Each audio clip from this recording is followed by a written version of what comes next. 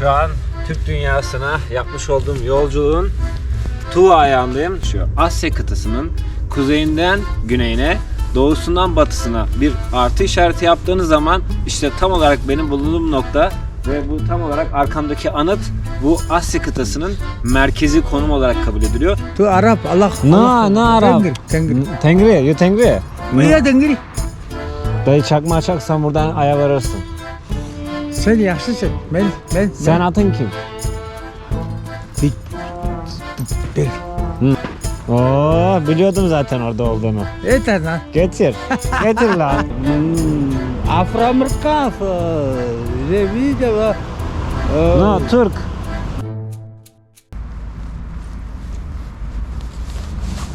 Uy, donlu topu. Nereye geldik? Ay, o kadar yorgunum ki. Hayatımda hiç sarhoş olmadım ama herhalde sarhoş olmak böyle bir şey. Gitti, yok, hiçbir şey yok kafada. O kadar yoruldum ki. Gece 12'de Avakan'dan yola çıktık. Saat 3.30 gibi bir kere mola verdik. O da yani 20 dakika falan mola vermişizdir. Saat şu an 7.40. Ama öyle bir şey ki yani hani 7 saat 40 dakikada mı geldim, 8 saat 40 dakikada mı geldim, 6 saat 40 dakikada mı geldim bilmiyorum. Ya da 9 saat 40 dakikada mı geldim, 5 saat 40 dakikada mı geldim bilmiyorum. Rusya'nın içerisinde 11 tane saat dilimi var. Abi şehir değiştirirken jet lag oluyorsunuz. Böyle bir şey olamaz. Kaydı, kafa gitti. Şu an nerede kalacağım, ne yapacağım hiç bilmiyorum. Burada booking falan çalışmıyor ya. Şimdi geldim, buradan haritadan bakacağım işte. Ostrovok diye bir uygulama var. Oradan da bakabiliyorsunuz ama orada biraz pahalı olabiliyor. Ya da oradaki oteller kabul etmeyebiliyor. Sadece Rus vatandaşları diyor falan. Hayır, Tuva'ya gelmişiz. Tuva Cumhuriyeti. Tuva maalesef. Herkes aynı şeyi söylüyor.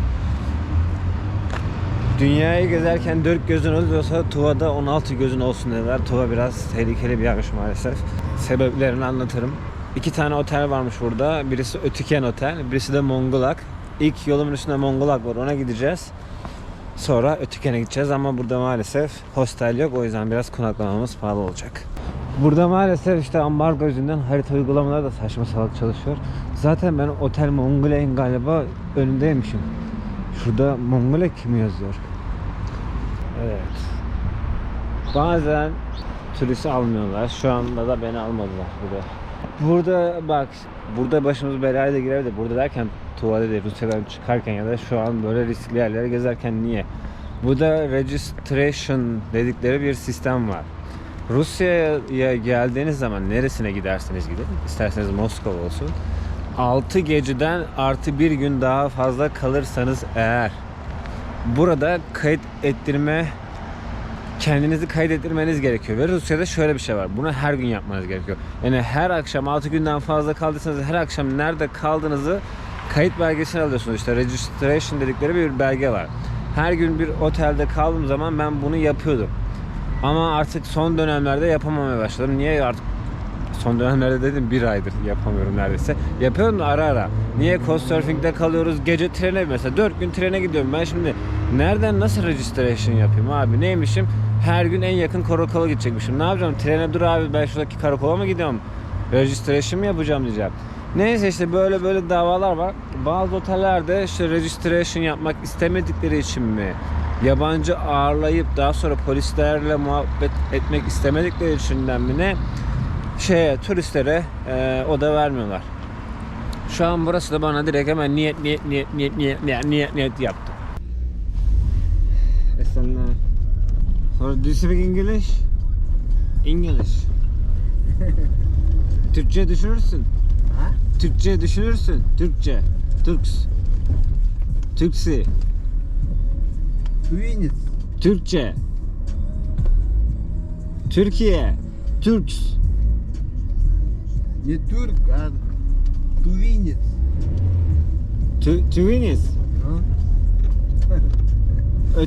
Ötüken hostel. Ötüken otel. Tamam.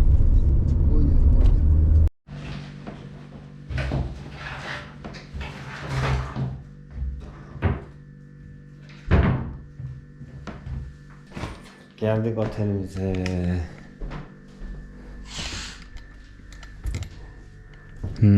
Altay Dağları'nı göremiyoruz. Yine Türklerin ilk ayak izlerinin görülmüş olduğu yerlere geldik. Aşağıda Altay Dağları.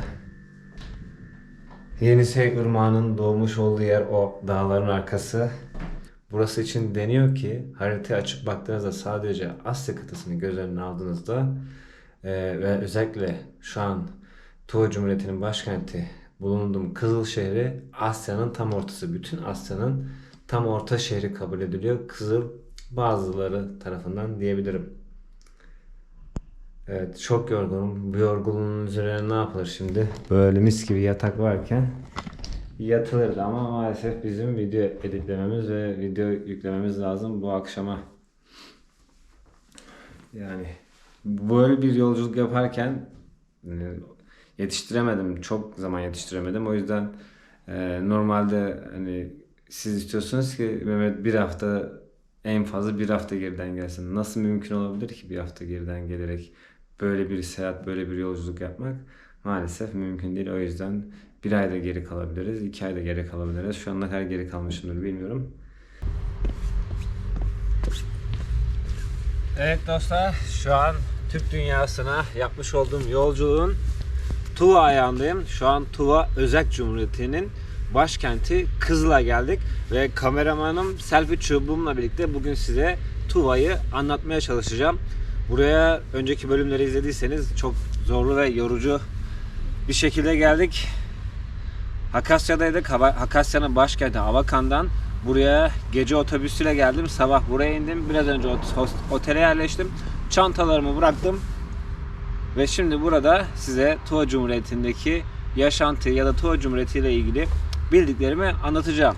Şu an bu coğrafyalar için, yani özellikle Tuva için söyleyebileceğim birçok enteresan nokta var. Biliyorsunuz ben 2019 yılının Ocak ayından beri, yani senelerdir dünya turu yapıyorum ve bu dünya turum ağırlıklı olarak Asya kıtasında geçti. Hatta %90 Asya kıtasında geçti diyebiliriz. Hatta tamam Asya kıtasında geçti diyebiliriz. Çünkü dünyanın en büyük kıtası, yani dünyadaki nüfusun neredeyse yarıdan fazlası burada yaşıyor. Ve o yüzden buradaki seyahatim çok sürdü. Artık Asya'nın sonuna geldik. Yani tamamen bitti. Herhalde bir Çin kaldı, bir Bhutan kaldı adam akıllı. Japonya ile Filipinleri de ben balayı diye saklamıştım. Bir gün evlenirsek inşallah Filipinlere balayıyla gidip oradan da Japonya'yı göreceğiz. Neyse, çok uzatmadan şu an neredeyiz derseniz, zamanında İngiliz araştırmacılar da geliyor ve burada bazı ölçümler yapıyor ve şöyle bir söylem gerçekleşiyor. Asya kıtasının kuzeyinden güneyine, doğusundan batısına bir artı işareti yaptığınız zaman işte tam olarak benim bulunduğum nokta ve bu tam olarak arkamdaki anıt bu Asya kıtasının merkezi konum olarak kabul ediliyor ve bu merkezi konumda Hakasya Cumhuriyeti'nde buraya bir anıt dikmişler. Bu anıtın da aslında bir önemi var. Anıtın önemine bizim buraya gelme sebebimiz olan Türklerin ilk ata yurdu ya da Türklerin ilk ayak izleri ya da Türklerin göç yolu. Çünkü sonuçta tam netlik kazanmayan bir tarihi durum var ortada. Burası ya da burası da sayılıyor. Burası yani Ötüken tam nokta atışı olarak belli olmamakla birlikte burası Hun Devleti'ne de ev sahipliği yapmış. Ya da Göktürk Kanun'un da bir dönem burada ya da Uygurlar da bir dönem burada bulunmuş. Göktürk alfabesini kullanmışlar burada Tuvalılar ve bugün Tuvalılar burada Tuva Türkçesi, yani Türkçenin bir lehçesi diyebileceğimiz bir dil konuşuyorlar ve kendileri de zaten bildiğiniz gibi ortak ataya sahip olduğumuz ortak bir Türk atadan geliyor. Biz Anadolu'ya kadar göçmüşüz. Macaristan boylarına kadar varmışız. Bir ucumuz belki Kore'ye kadar erişmiş. Ama asıl doğduğumuz noktalar burası sayılıyor. Hemen arkamızda Yenisey Irmağı var. Ve Yenisey Irmağı aslında Türklerin göç yolundaki, hatta ilk göç yolundaki önemli noktalardan birisi. Deniyor ki Güney Sibirya Türklerin ata yurdu, ana yurdudur. Burası da belki onların, burası da belki oranın merkezi diyebiliriz. Burası gerçekten birçok ilginçliği barındırıyor. Beni burası için çok uyardılar. Çünkü Tuva, yani bu kısmı politik ya da siyasi konulara girmeden nasıl izah edebilirim? Burada galiba önceki ya da şu anki mevcut hükümetler burada fazla yatırım mı yapamadı artık neden olduysa burada işsizlik oranı biraz yüksek, maaşlar düşük. Bu sebeple burada biraz tehlikeli bir durum var. Yani turistler için ya da yerli halk için bile tehlikeli olabileceği söyleniyor. O yüzden beni hep uyarıyorlar. Arka sokaklarda çok gezme, hava karardıktan sonra çok dışarı çıkma. Yani şu ana kadar birçok Türk coğrafyasında bulundum. Kendimi en tehlikede hissettiğim yer burası oldu. Şu ana kadar hiçbir şey görmedim ama bana buraya gelene kadar burada daha önceden yaşamış, bulunmuş, gezmiş ya da buradaki şu an mesela yabancı vloglara da baktığınız zaman Rusya'nın en fakir ya da en tehlikeli noktası olarak geçiyor. Ama ben inanıyorum ki kalbi temiz olan, yüzünde gülücüğünü eksik etmeyen insanlar bir şekilde yolunu bulur. Kötü kalbi bile yumuşatabilir.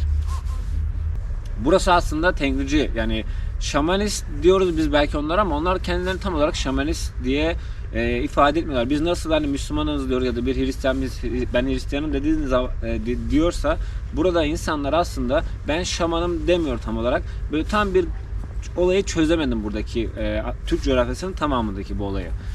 Şöyle söyleyelim, Tengriciler ama 18. yüzyıldan itibaren bu Moğolistan sırtlarından yani daha doğrusu Çin'in Tibet bölgesinden Moğolistan'a inen Tibet Budizmi Tuvalıları da etkilemiş. Hatta Tuvalılarla Moğolistanlılar bir dönem yakın ilişkiler kurmuş ve bu yakın ilişkiler sırasında hatta neredeyse Rusya'dan kopup Moğolistan'a bağlanma gibi bir durumlara bile girişilecek olmuş tarih sahnesinde. Hatta bu sebeple deniyor ki Tuvalılar biraz milliyetçi bir halk Rusya içerisinde ve Rusya'nın içerisindeki en milliyetçi, en bağımsızlık ideallerini arzulayan halklardan, bölgelerden birisi deniyor.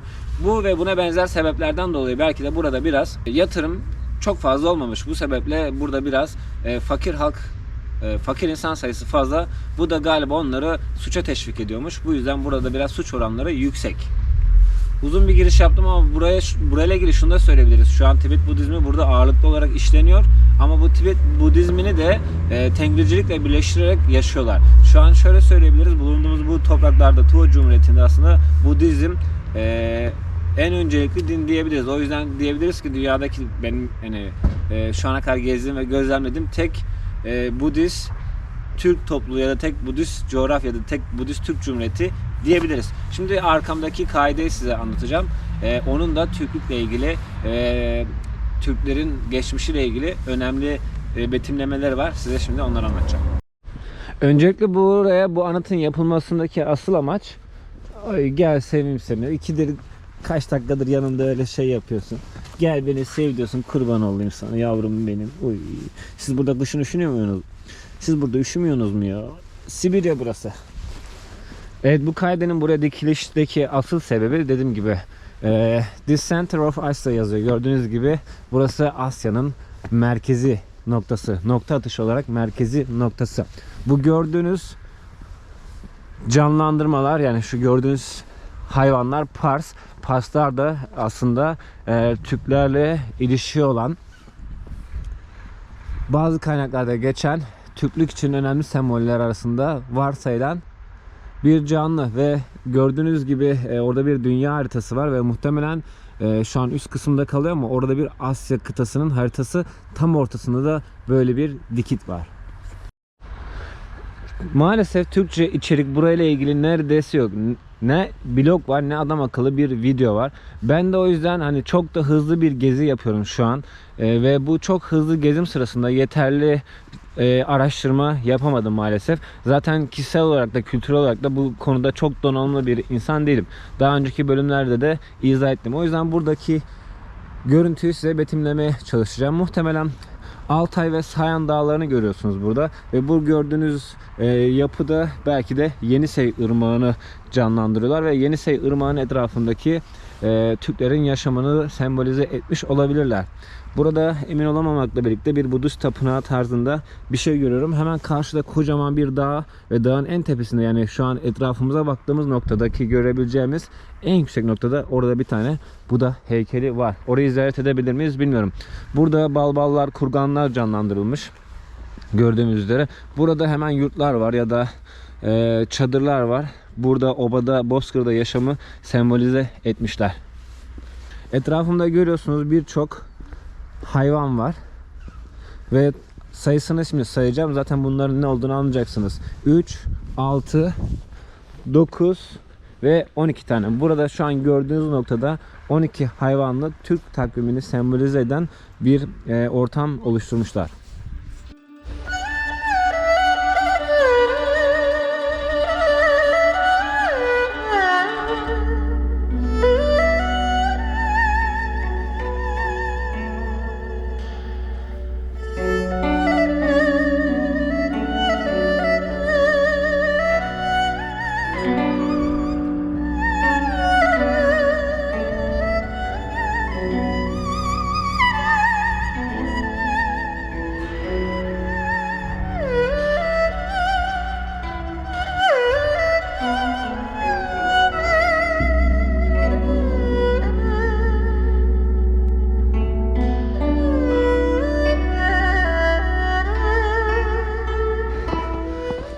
Evet, bir Türk coğrafyasını gezerken Budist imgeler görmek, Tibet usulü yapılar görmek beni ilgincime gitti tabii ki. İşte dediğim gibi karşıda hemen kar tutmuş, gözükmüyor. Блогер?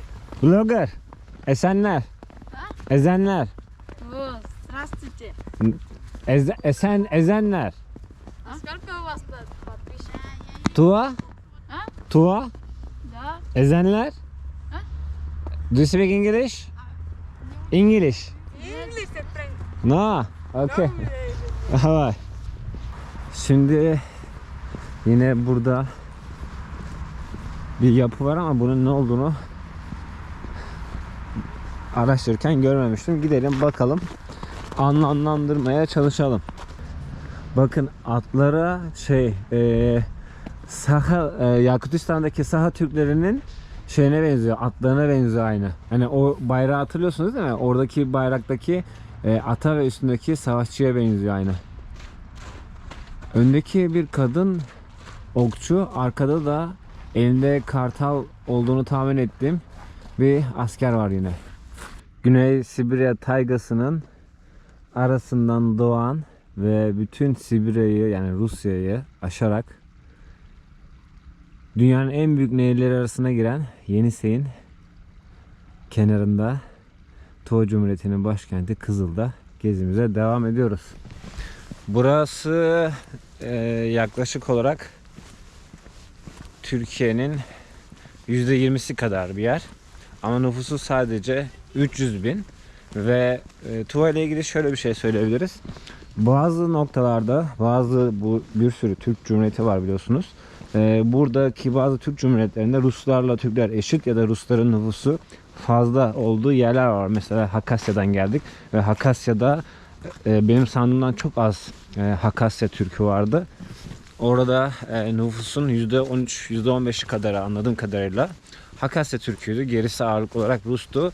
Burada da şu an nüfus fazlalığı Tuva Türklerinde. Yani burada en çok Tuva Türk'ü yaşıyor. Şimdi burada bir tane Budist mabedini ziyaret edeceğiz. Evet, Budist bir mabede girdikten sonra girişin solundan dua etmeye, ibadete başlıyor insanlar. Burada gördüğünüz gibi dua çarkları var.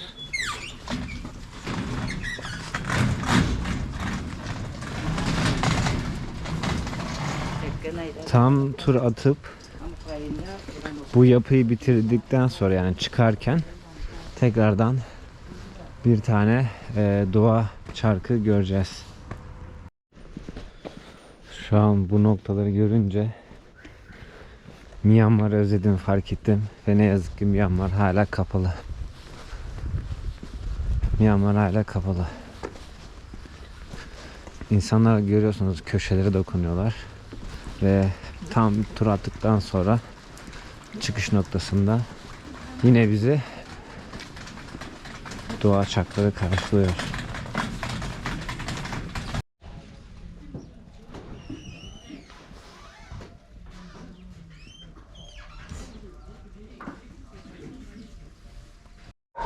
Bu zamana kadar defalarca Budizme ait yerler gezdik. Benden çok izlediniz.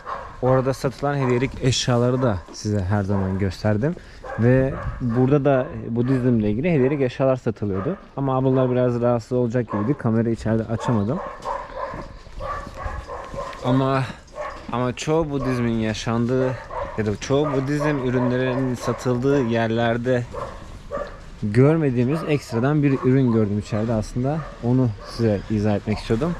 Orada nazar boncuğu vardı. Evet, Budizm yani tamamen nazar boncuğu, böyle bir tane nazar boncuğu.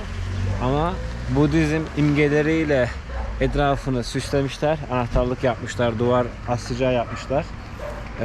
Ve satıyorlardı. Aha vallahi düşüyor daha. Köpek az daha kırılan buzun içinden düşecekti. Evet, Yenisey Nehri bu bulunduğumuz başkent Kızıl'a çok uzak olmayan noktadan doğuyor ve burada özellikle Kızıl'ın girişinde iki koldan birleşerek biraz daha böyle ana hatlarına kavuşuyor. Oğlum ne yapıyorsun? Ve bu küçük kol, Kızıl'daki bu küçük kol şu an bu kısmı gördüğünüz üzere buz tutmuş durumda. Şu an merkezde beraber keşif yapıyoruz. Bir yandan da ben yine sağa sola mesaj atıyorum. Instagram'dan, Facebook'tan, Couchsurfing'den.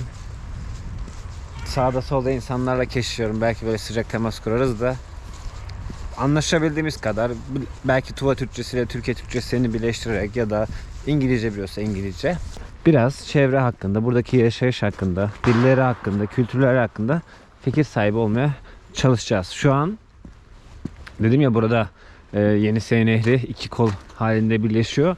Şu an bu gördüğünüz köprüden geçince aslında iki kol arasındaki bir adacık oluşmuş. Bu adacığı da burada şu an belediye böyle şey yapmış.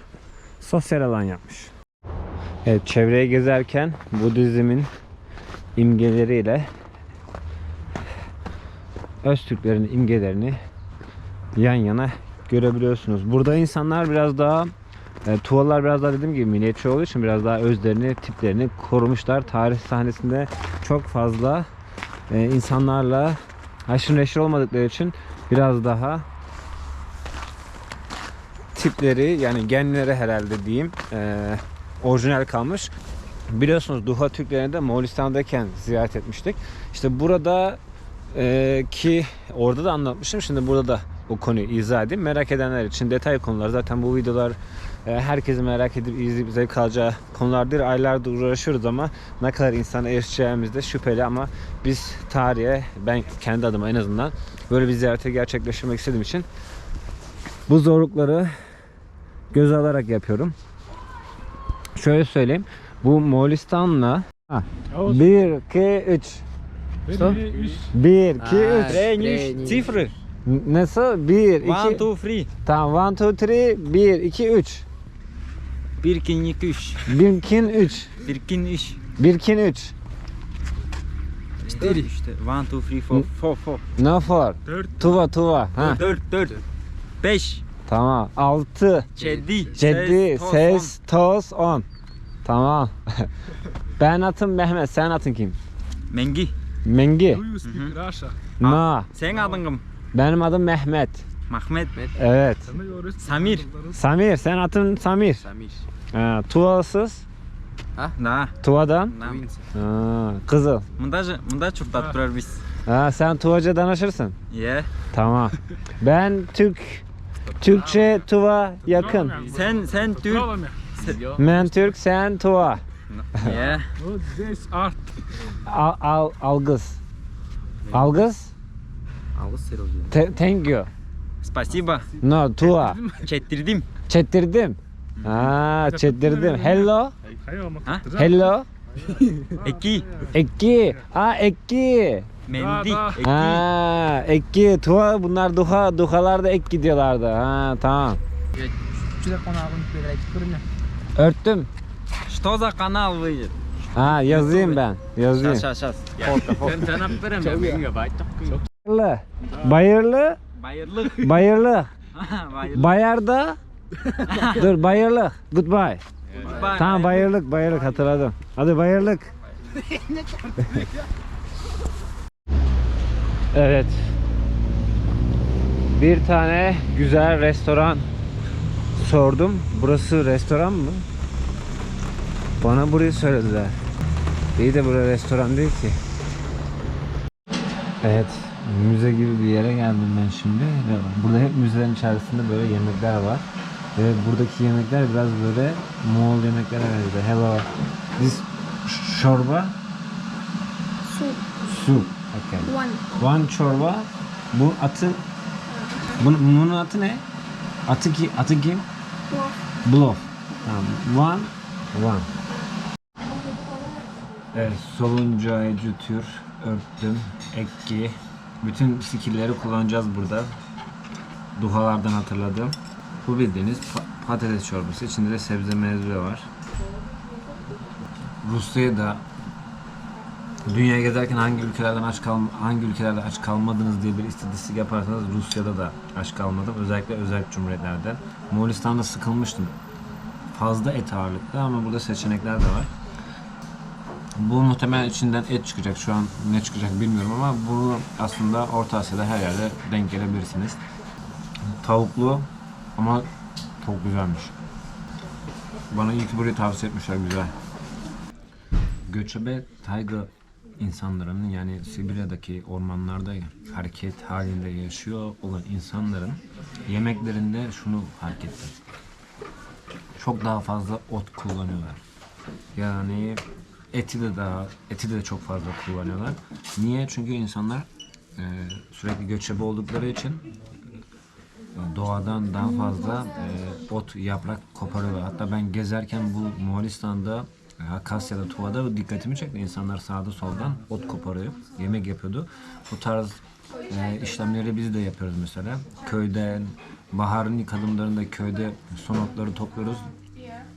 Etraftan yaylaya çıkıyoruz. Yine galdirik, melocan, unutmuşum birkaç tane daha vahşi doğadan ot toplayıp gelip çorba yapıyoruz. Aynı ot sistemi Moğolistan'ın kuzeyinde ve bu gezdiğim Hakasya ile Tuva'daki şu an içtiğim çorbayı da baz olarak söylemem gerekirse görebiliyoruz. Ekki. Allah Akbar. Sorry? Allah Akbar. Я вас лично уважаю. No, Чё Сирия, чё война идет, нахуй это? Я... Откуда mı? А? Откуда? Ты араб, Allah. No Arap. Тенгри. Tengri, you Tengri? Я тенгри. Ben Müslüm. İslam. İslam? Ha, ama Allah ama no Arap. Türk. İstanbul. Ой, ёпта. Türkiye. Мой кровь. Krov? Хан. Мен хан. Han. Ha, Han. Tuva. Това. Туркоязычный, мен язык. Bu komuz. Я чистогородный Türk. Ha, tamam. Tuva danış. Tuva konuş. Nar aşağı. Oo. Dayı çakma açaksan buradan aya varırsın. Sen yaxşısın. Sen adın kim? Teнгри. No, sen adın kim? Adın. Orhan Hay. Orhan Hay. Orhan Hay. Ben adım Mehmet. Oo, Mehmet. А чё? Müslüman что ли? Yes, Müslüman. Ama no Arap, Türk.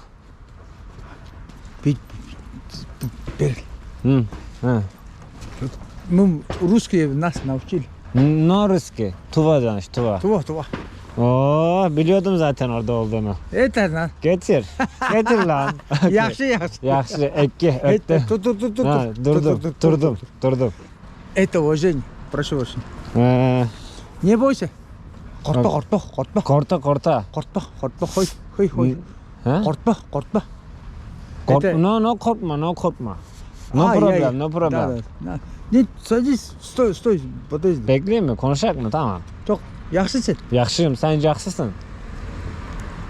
Oo. Ты мой кровь. Земляк. Ha? Ты мой. Ben Baram. Oraya Baram. Oldu? Hayvanım. Çok matur. Baram ya. Давай. Ha. Время есть у тебя? Время. Çok. Çok. Dur. Ha. Dur. Durdum tamam durdum. Dur. Durdum. Durdun. Sen durasın ha? Tamam ben durarım da. Ben